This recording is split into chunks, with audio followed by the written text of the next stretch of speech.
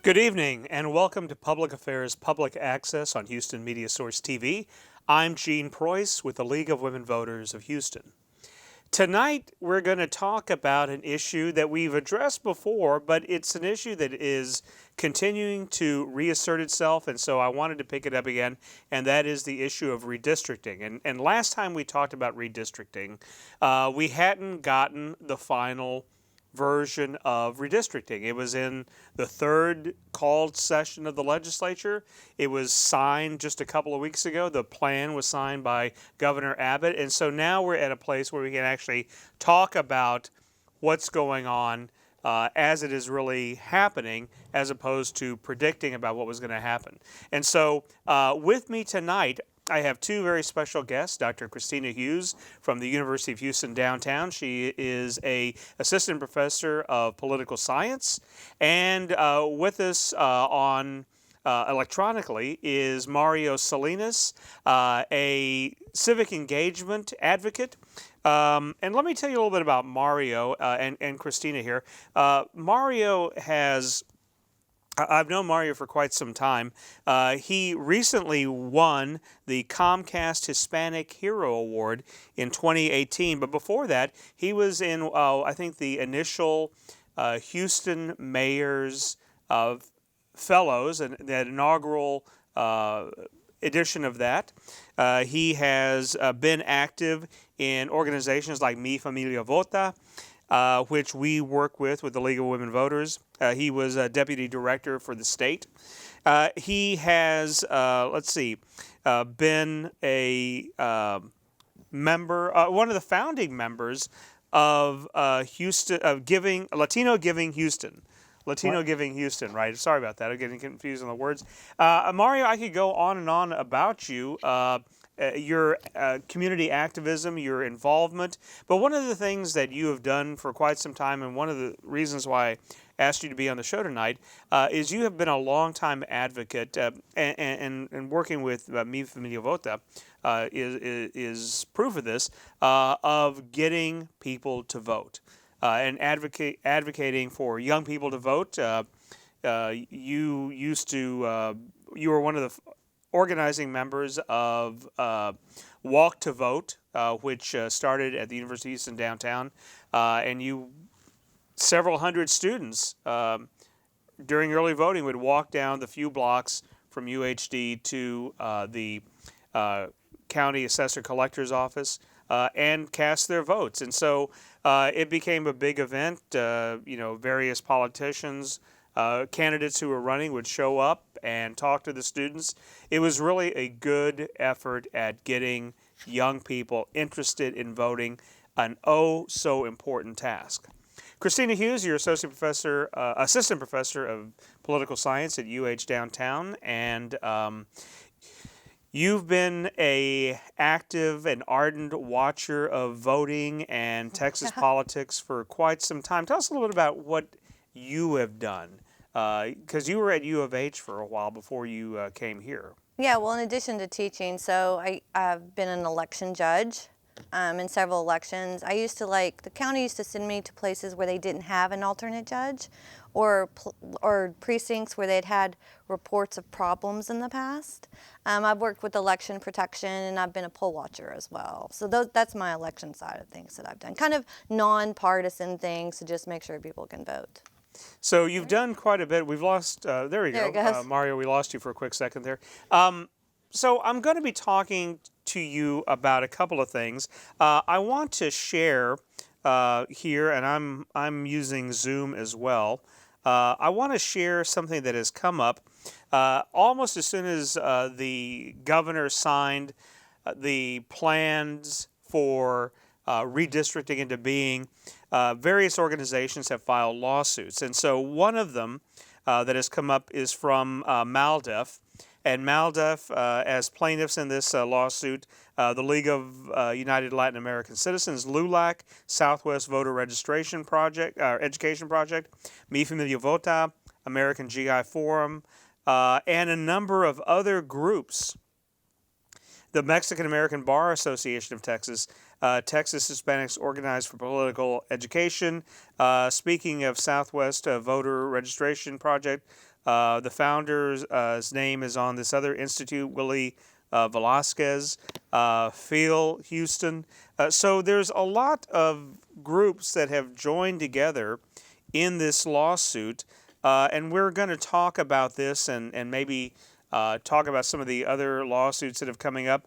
And we're also going to go over here and look at how the districts have changed. This is the website for Texas Tribune. And I was looking at this the other day. And, certainly Houston was redrawn a bit. I want to talk about this. And so we've got the Houston map here. But notice these hot links: Irving, Brownsville, Killeen, and Plano. These areas, as we were talking about before the show began, Tina, you were saying that these areas are facing some significant redistricting. And so let's talk about this. And we've talked about this on the show recently, but let's talk about redistricting. So what goes into the process? So every 10 years after the census, state legislatures, either because they've gained congressional seats or have lost congressional seats, have to reapportion their congressional districts. They take that opportunity at the same time to redraw the district lines for the state legislature as well. So I actually have more information on what's happened at the state level as opposed to the congressional districts. But Texas gained 2 new congressional districts. So for example, the entire time I've lived in Houston for the past 25 years, I've been in Congressional District 7. So I was represented by Bill Archer, and then John Culberson, and then Lizzie Fletcher. And I've been drawn out of Congressional District 7, and I'm in one of the newly created districts, which when you look at the map, it's pretty obvious they created that district specifically for the Republican who had ran against Lizzie Fletcher in the last election. So he could now have his own district, basically.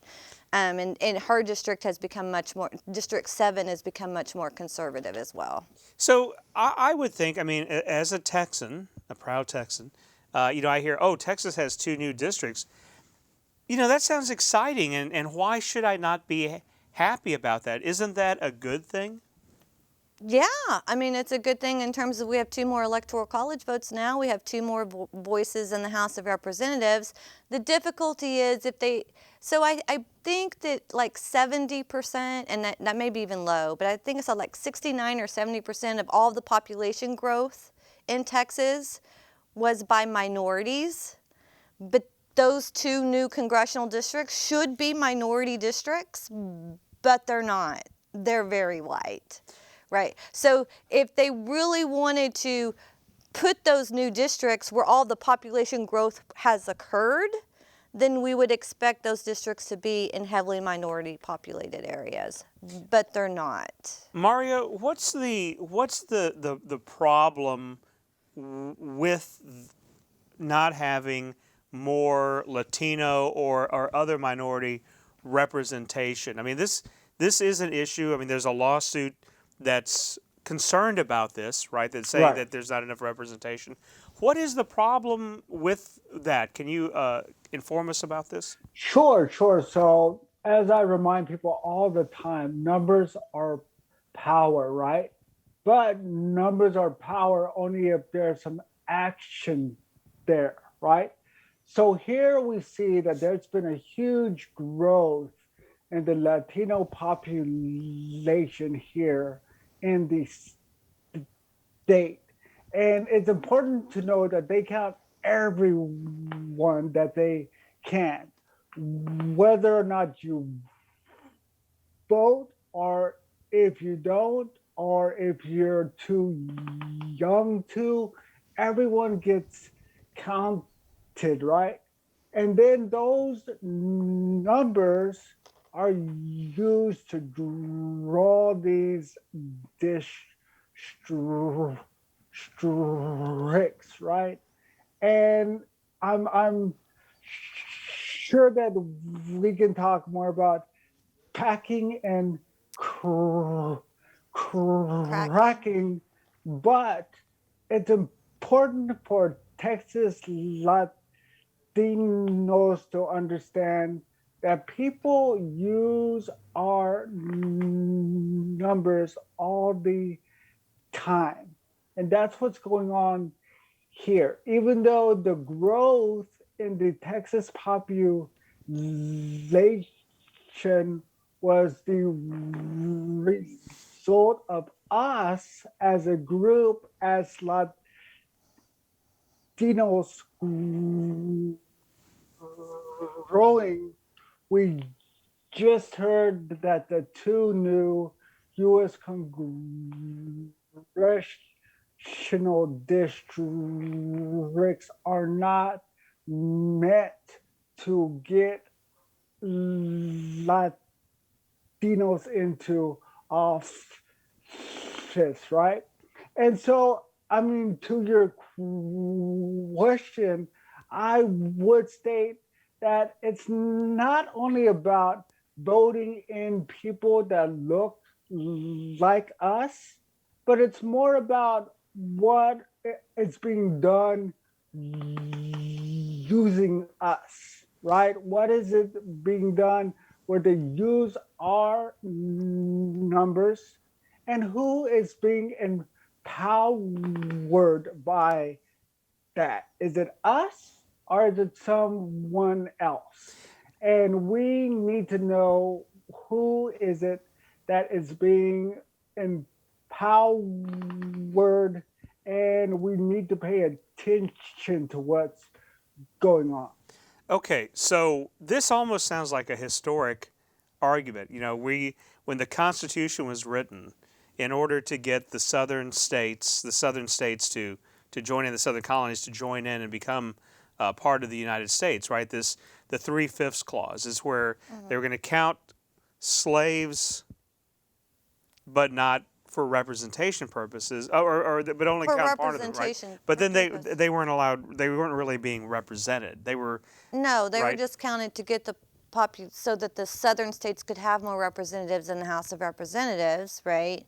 Otherwise, because if they weren't counted, the North would completely overpower them in terms of representation. So as you were saying earlier, and Mario is saying, is that we have, because of minority growth, we have more We representation, have which is two great. new representatives, right? But then the representatives, are they representing the people? So the two new districts are not are drawn in a way to ensure that Republicans will win those seats. Now, the only reason that, so like even at the state level, the only reason like why Hispanic representation in the state legislature is in danger, right? It's really only because the Republican Party, it's not, they said that they redrew their districts, they were blind to race, and they may have been blind to race. They may have only been concerned about getting more votes for their party. But the Republican Party is white, right? There are very few Hispanics in the Republican Party in Texas. Yes, we have Senator Ted Cruz, but in the state legislature, there are only 2 Republican Hispanics in the state legislature. 2 of the entire Republican Party. 2 that have been elected to the state legislature. You compare that to the Democratic Party that has 46 Hispanic representatives in the state legislature, right? So even if they were being race blind, because they were so concentrated on trying to get more members of their party elected to Congress and elected at the state level, and because in Texas, the Republican Party is getting more and more and more white, that has the impact of fewer Hispanic representation. Now, so this is an interesting number bunch of numbers that you just spit out, because we know, and we've seen in the exit polls that the myth of the unified Latino vote, Right. right, is that, and we know that Latinos vote, Mario, about 35 to 40% Republican, and yet you don't see many Republicans who are Hispanic in office. Now, you've got people like locally Orlando Sanchez, who's trying to do conservative Latinos organization.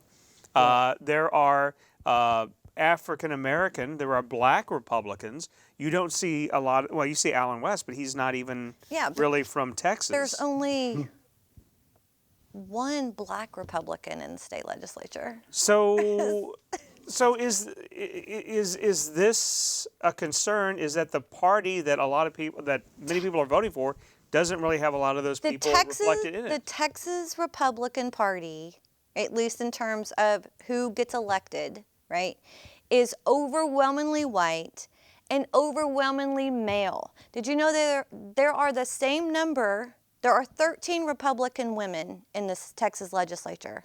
There are 13 men in the Texas legislature named John. There's the same number of women as there are men named John. That's a strange... it's a strange, weird statistic.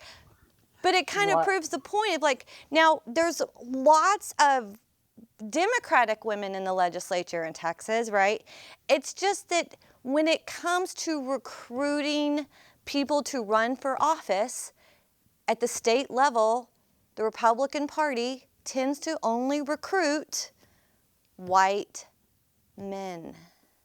Right. And I think it goes to show that the parties, act as kind of a filter between the people and those that get to run, right? I mean, I've always been very non-partisan because I've always understood that, you can't state that one party will always do exactly what you hope they do, that you constantly have to pay attention to what's going on. But I will state that I do think that the left has not done well with non-college educated Latinos, I agree. right? Because every time you see a group put a young Latino face out there, chances are they're a college student, and that's good. That's great. But I think that the inroads that you have seen the right make with Latinos, that has been the result of the left not doing outreach to blue collar people. And when you look at South Texas, that's a big part of the growth of the Republican Party that you've seen down there. And I do think that terms like Latinx do not help with non-college educated Latino outreach too.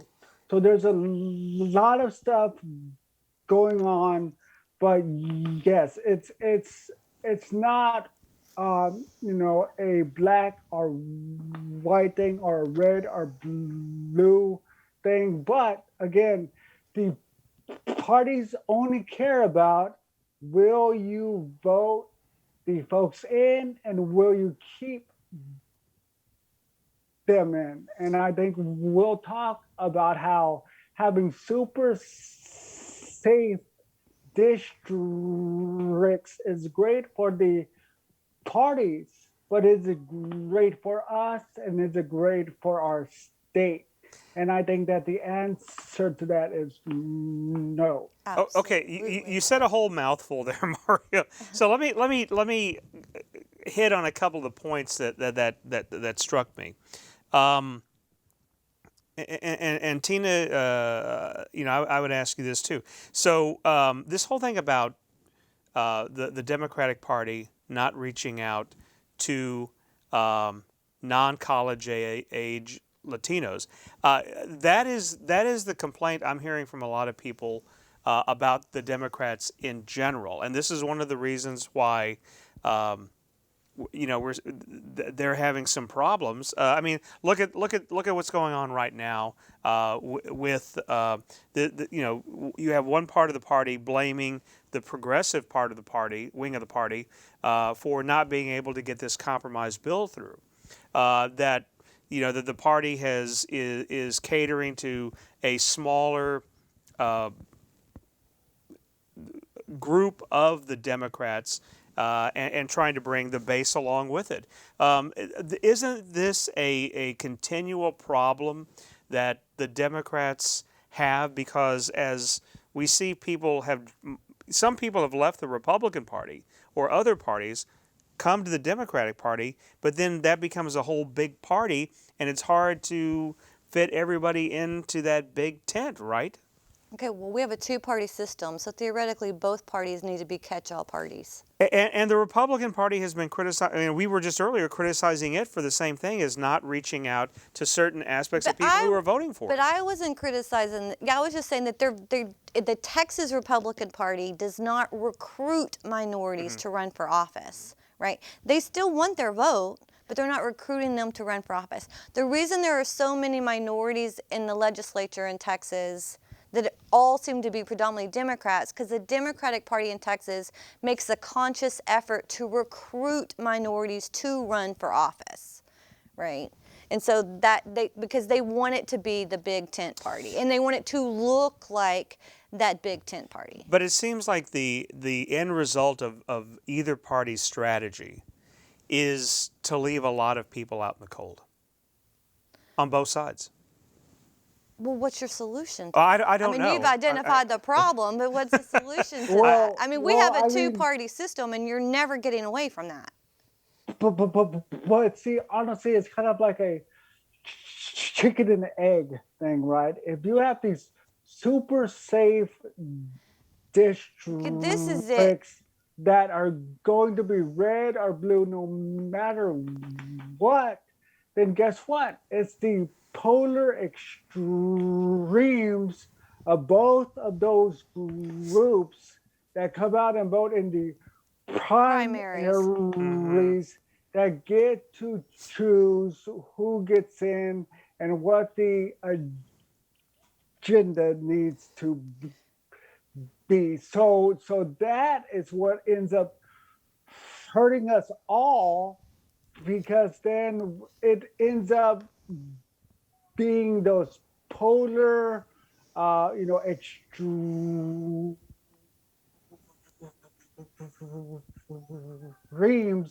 get to determine what the discourse is. And I don't think that's good for us as a state at all. Yeah, so if I can take up with them, because this is kind of what I want to talk about, Mario, is like, so I'm going to throw some more numbers at you. So I looked at the election from the last legislative election we had in 2020.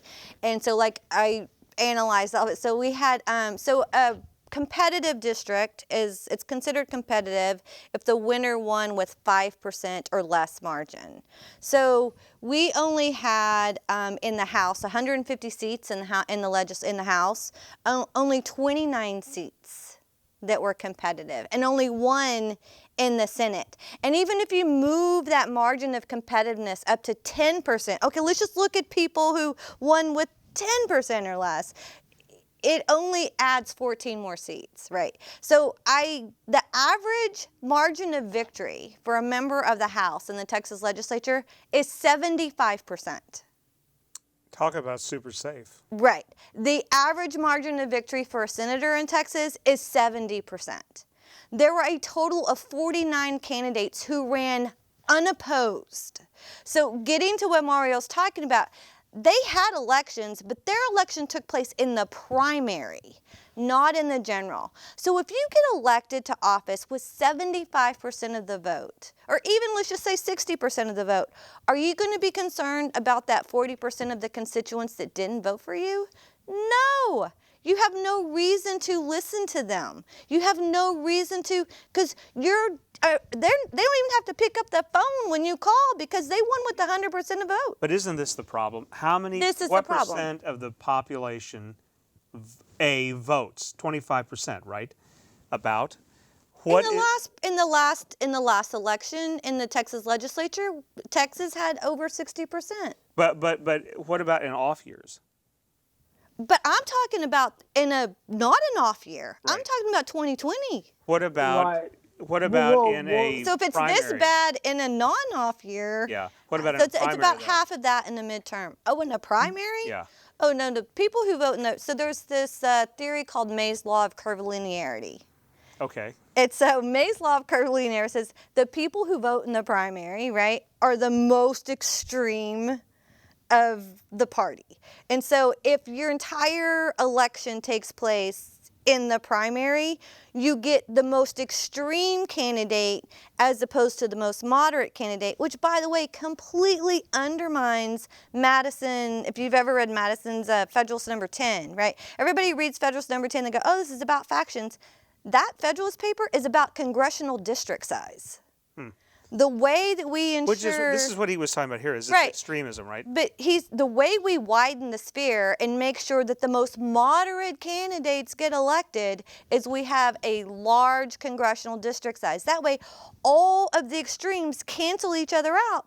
Because how do you get elected to office? You have to run to the middle. Well, But in a primary, you run to the extremes. Extremes. Right. And guess what? I mean, if you are coming out and you're in a super safe district, right?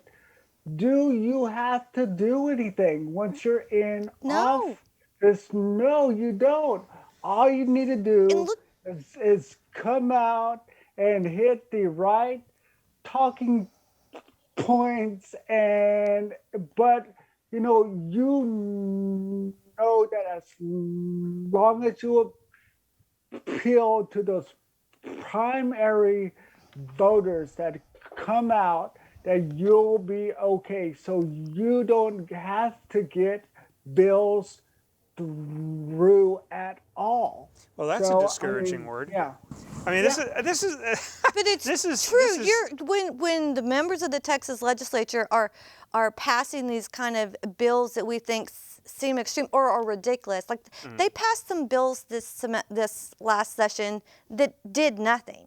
They were purely symbolic bills. So I don't know if you know this, but the Texas legislature passed the Defense of the Star-Spangled Banner Act. Did you know the Star-Spangled Banner was under attack? I did not. You did not. How did you not know this? It was under attack, but now because this bill passed and the governor signed it, it is now safe. Oh, well, thank goodness. So this is a bill that was passed because during COVID, the owner, Mark Cuban, the owner of the Dallas Mavericks, did not play the Star-Spangled Banner before the basketball game because you know why? There was nobody there. It was COVID. There wasn't allowed to be an audience. So he didn't play the national anthem. So the Texas legislature passed a bill stating that all professional sports teams in Texas, if they have a contract with the state of Texas, have to play the national anthem. I thought that was de Right. rigueur anyway. I mean, I've never been to a major event where they didn't. Right. The only reason he didn't It's because no one was there. is because nobody was there. And by the way, this is the first time we've had a law requiring them to do so, right? By the way, the NBA says, oh, you have to play the national anthem before a game. right? But now we have a state law saying you have, because it was under attack. What was the purpose of this law? Oh, because it helps some Republican win their primary, right? And when the Democrats have a majority, you get an equal number of ridiculous laws on their side to help them win their primary. But so Right. to be fair, we're talking about these safe districts and whatnot. The Democrats have done the same thing in the past. That's what I just right? said. When Right. they're in power, you get an equal number of ridiculous laws. I want to go here and I want to share the screen because let's look at how some of these districts are drawn. So I'm going to share the screen here. And I can tell you why I think they're going to be and held constitutional. so first of all, let's look here in Houston. Here in Houston, was there much change? I've got the screen here kind of big. Do you need to shrink it up so you can see what the majority was before and after? Yeah, and so it's going to take a second here to reload. And so, like, Oh, this is Sheila Jackson Lee's district. yeah. So you can see the change there, right? The previous Barely. District 18 versus District. Can you just scroll yeah, up let because me- it shows let you me- the percentage of voters in the district? Yeah. I was looking at these maps earlier. Okay. You were cheating. Okay. So can we do that? Yeah, if you go up a little further Okay. on the screen, there you go. All right. Oh no, that's the full thing. Here we go. District changes for this location. So go down a little bit.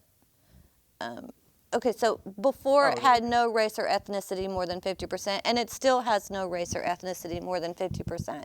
And it voted for Biden before, and it will still vote for Biden. So there's not much change to 18. Okay. What other ones do we want to? Here's a state house one, District 147. And again, this one here Looks the same. didn't. I mean, there's some little minor minor changes, differences. right? There's some. This area here has changed a little bit, but the rest looks the same. The state senate. Now you've got this addition that goes way out here. And what's missing? What's been taken out? Well, it still goes way out there, but Yeah, those look almost this the this same. little tail down here is Oh. changed. That's probably not going to make a huge difference. If you go up a little bit, it tells you the difference. See, like here. See, look, it's almost exactly the same. So Houston's not where the Houston state legislative districts aren't where the huge changes took And the place. State Board of Education, again, this has this changed much? No, not significantly. And the although if you look at the size, you go to Killeen, yeah, let's look there's at some that have a changed. district that's pretty interesting. So I was looking at this last night and I was thinking, well, we didn't change too much, but there are some parts of the state that did have some real differences. So, Okay, so look at what it looked like before, okay. and right. look what it looks like now. Let me move this So I don't know if you're familiar with this part of Texas, but Killeen is just outside of Temple. Yeah. Like, I mean, it might as well be the same, right? It might as well be a suburb. Like, Killeen is like Fort Hood, right? And then Temple's right there. But Killeen used to be in a district with Temple, which makes sense. That's the closest city, right, to Killeen, to Fort Hood. And now it's with Odessa and Midland. Yeah, I mean, that is That's crazy. way out there. Right. I mean, But I mean, I would guess that is because of what Fort So scroll Hood. up a little bit and it'll see. Fort It'll show, Hood, where you have young people that moved there from all over the U.S. And guess what? The younger you are, the more likelihood that you are not Anglo, right? So I'm pretty sure that Fort Hood played a big part in that. right, but as you see, that redistricting, it's now less white than it was before. yeah. But here's the thing, members of the military that are at Fort Hood, they probably don't vote in Texas. They vote in their home state. This is true. That's a good point. Yeah. And the other thing, Mario, and you and I have talked about this numerous times, is that the problem, you think, oh, well, the younger people, and you're going to put more younger people in there. Younger people, look at this. It's a younger donut. people do not vote in the same amount, do they? No, but the you young vote don't. percentage has been going up every election. Now look at this. This is This one's crazy. So here you have Temple, right? And so this district used to include Temple and Belton, but look, now it's almost like it's been drawn around them. Around it. Yeah, so go up to see what the difference in the demographics of that district is now. Yeah, so it's a lot less white now than it was before. So actually you could argue that this district may be more competitive now, except that, I mean, it's not the same district, right? Killeen used to be in 55, now Killeen's in 54. I think I looked up what this new weird district was here in this little donut part. It was so weird. It's almost like the one man, one vote issue that Texas had back in the, in the earlier years of the 20th century. It's where where. Yeah, so now this little part is 55. Yeah. Right. Anyway, I mean, it's just, that's a weird one. So, but that's a state one, not a so if there was like one that might, because it didn't change the demographics that much and it actually made it less white, it's probably safe. But, so how does the Supreme Court decide if a district is unconstitutional? Right. So partisan gerrymandering is constitutional, according to the Supreme Court. Partisan gerrymandering is perfectly constitutional. Racial gerrymandering is what's considered unconstitutional, right? And the last case on that was Shaw versus Reno, which is a case, I think, out of North Carolina. And the joke was of that congressional district is if you went down the highway with your car doors open, you could hit every voter in the district. Okay. Right, that was the joke because it was so narrow. Right. So that's the case, and it's from the 90s when the Supreme Court says you can't, racially gerrymander to disenfranchise voters. Right. So that's what says racially gerrymandering.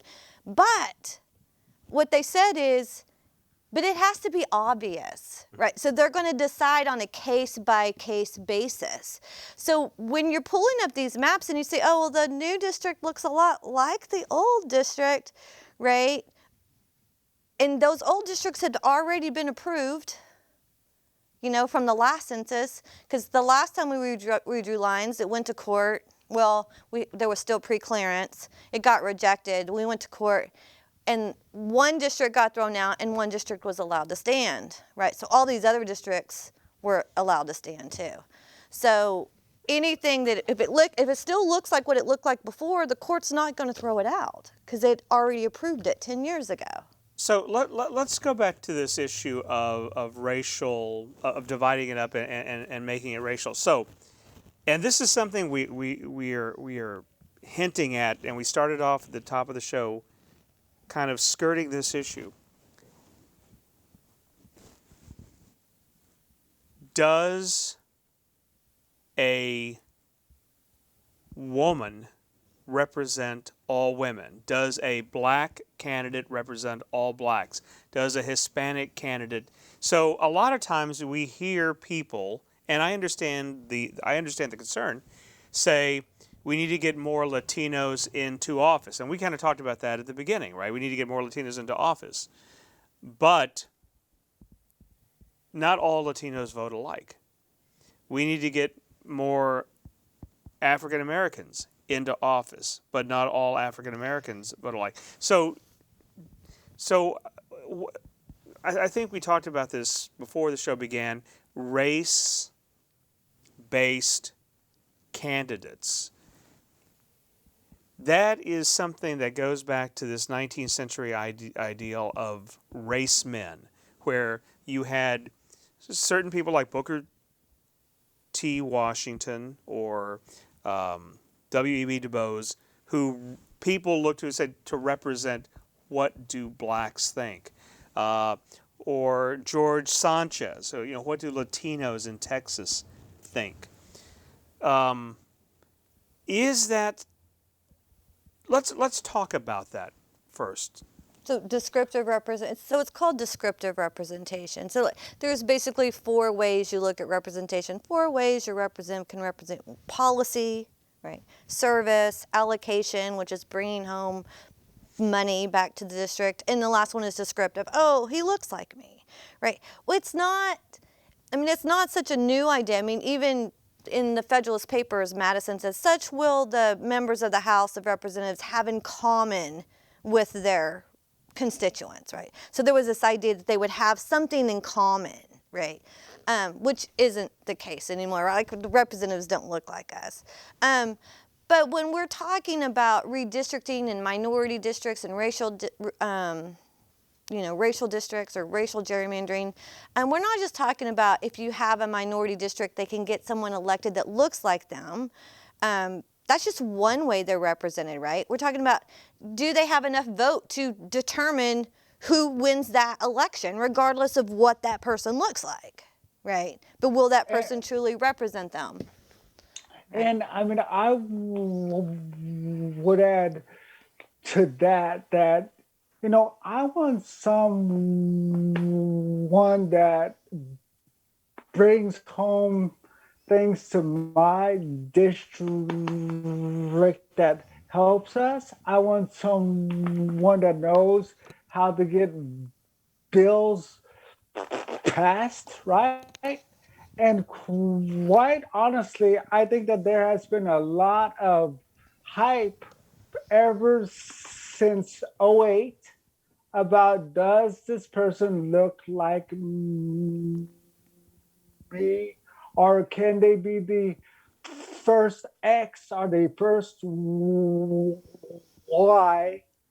And I think that we just need to focus on, are things getting done? And if we look at how things have been going, not a lot is getting done at all, right? So give me someone that can get stuff done, that can improve things for me and my family at home, whereas, not focus on, are they the first this or the first that, or if they look like me, right? LBJ didn't look like me at all, but hey, he did a lot of good for my state, right? And he knew how to get stuff done. And so give me somebody like that. So that's my my point there. I will say this, even though I don't think descriptive representation actually means I'm represented, I mean, believe me, there are plenty of women who do not represent me, right? But I do think the more women, the more minorities, regardless of which party they belong to, the more diversity you have in a legislative body, the better the legislative body is. Because that diversity brings a diversity of ideas and a diversity of ways of what is the best way to solve the problem. Guess what? The 65-year-old white guy in the room may not always have the solution to the problem. But if all you have... or if all you have are 65 and older white men in the room and you don't have any other ideas, right? Women bring different ideas. Latinos bring different ideas. Blacks bring different ideas. Asians bring different ideas. Young people bring different ideas. And maybe they're the ones that actually have the solution to the problem, right? But right now, with gerrymandering and because Congress and in Texas, particularly the state legislature, is so unrepresented, it's so one-sided and has been its entire history, except for this brief period of time in the 90s when we had a near balance between Republicans and Democrats in the legislature, right? But the rest of the time, it's just like they're not even focused on solving problems. Can I bring up another issue that this harkens to? Because I often hear, I do hear people say, well, this person looks like me, and this isn't just minorities to say this, right? This is sometimes Of going on in other course, people's everybody subconscious. does. Yeah. That that I'm reminded of something that I heard an African American person tell me. He said, just because somebody is my skin folk doesn't mean they're my kin folk. And I was just, blown away by that, because that is such an interesting and good way of looking at things. But I think that I hear a lot of people say this, right? That this person looks like me, so they must be representing me.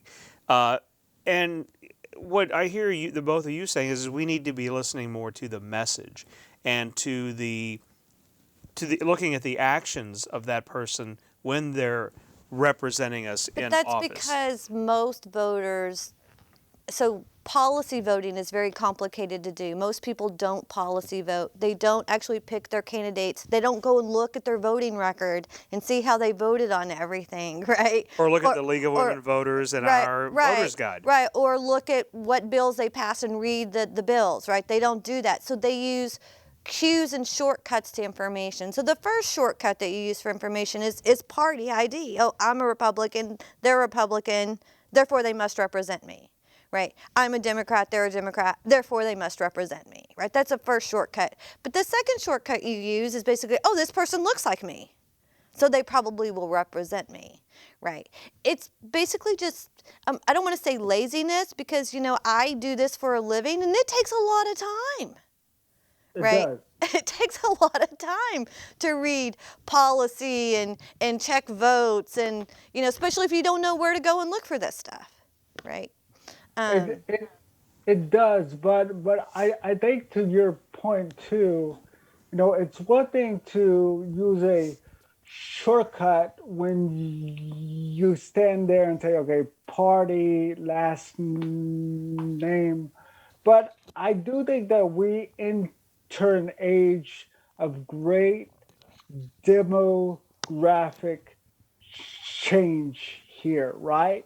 So now it becomes not about, okay, what's a shortcut for me to vote for someone? It becomes, I'm scared of all of these people that don't look like me coming here. Let me make sure I don't ever vote for that group. Or, a bunch of people are starting to attack people that look like I do, and I don't like that. Let me get people that look like me in. And it's the same kind of mental shortcut, but it's based out of fear. It's based out of fear. And that's a whole other thing that we have to deal with in a state like ours, as more and more young people are not Anglo, and it may scare a bunch of older people that typically are Anglo. And I think that we see that play out more and more at the state house. So one of the other issues that this goes back to is who is voting, and I say this again, is that young people are not going to the polls, and I hear people say, young and old, that I saw this on the news just the other day. Somebody said, "Well, I'm not going to vote again because my candidate didn't win. Now, I went out and voted once. I didn't win. They didn't win, so." I'm not going to vote again because my voice isn't being heard. We heard this, and we heard this on both sides of the aisle. How do we encourage people to vote? How do we tell young people you have to participate? Okay, so first of all, I keep hearing that too. Young people don't vote. Young people have voted in higher numbers than ever before. So they are voting in higher numbers than ever before. It's typical. I mean, when 18-year-olds first got the right to vote, they didn't vote, right? They didn't vote. I mean, it's like they've never voted, right? They're now voting in higher numbers than they ever have before. So I think it's false to say young people don't vote. They don't vote at the same percentage as senior citizens vote. No. But my age group also doesn't vote at the same percentage as senior citizens vote, right? That just seems to be kind of like that. You know, why is it that senior citizens are more likely to vote than young people? I don't know. They're retired, right? Like they're working at the polls. You know, it's just they've been socialized their whole life to vote, right? So it's something that they do. You say, like, how do we get young people to vote? And I know I've heard people too say, oh, well, I voted last time my candidate went, I'm never voting again. But it turns out that the next election that comes, they do go and vote again. Because we know the number one predictor that you will vote is that you have voted before. So you think that's more just a frustration? I think it's a frustration, and I think the media makes way too... I think if we listen to the media, nobody voted in the last presidential election. Really? We had the highest voter turnout in the history of the United States, but nobody voted. Right. Right. And you know, when I would talk to young people, I would always state, like, you know, we need to do this for the long term. And, you know, folks would state, well, I don't like the choices that I have.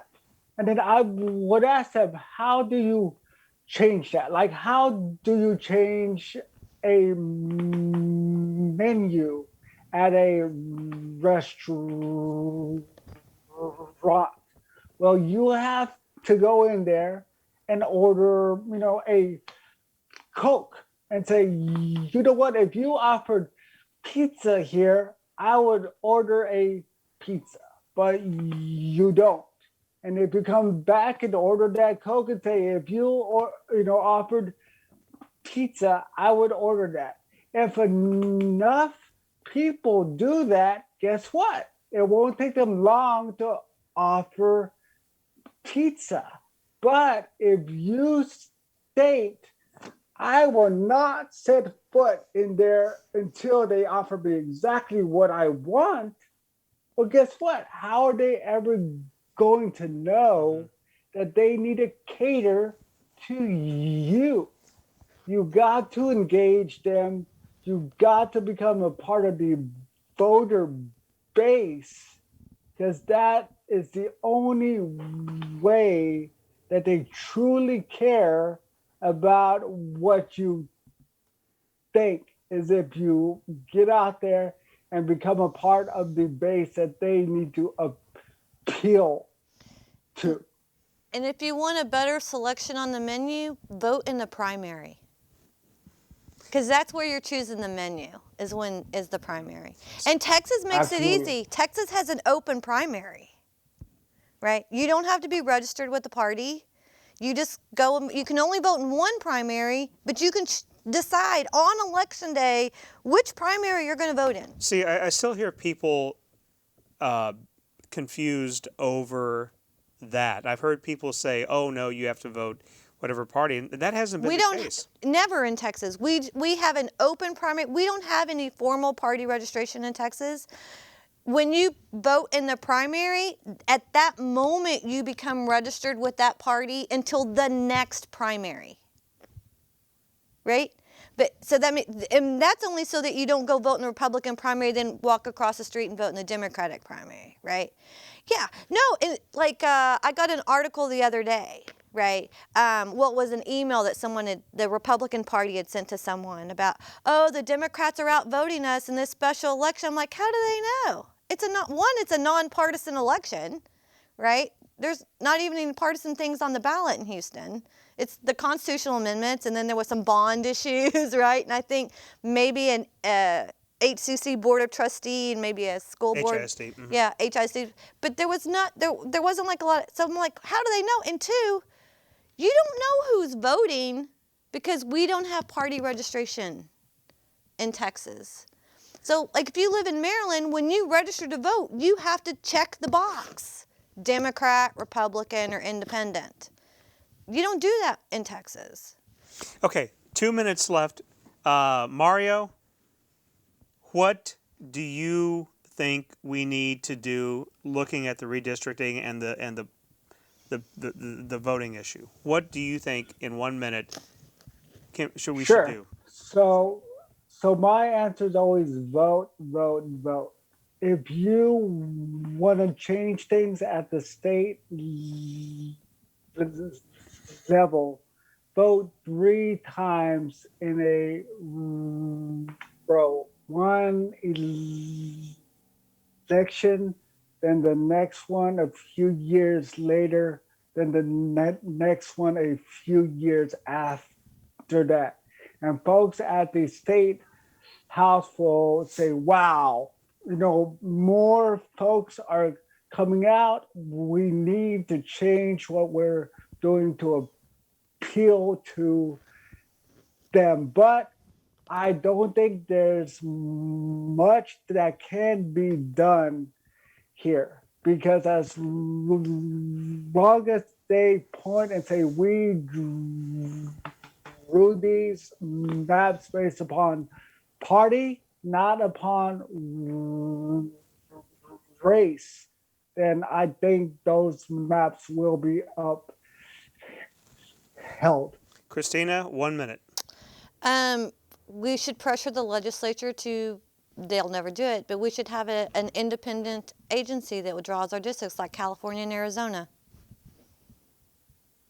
Well, that's The only time it'll happen is if you have Republicans and Democrats pretty evenly matched in the legislature, and so neither one of them is going to benefit from drawing the districts. that's been a league plank is that should happen. So It should be in every state.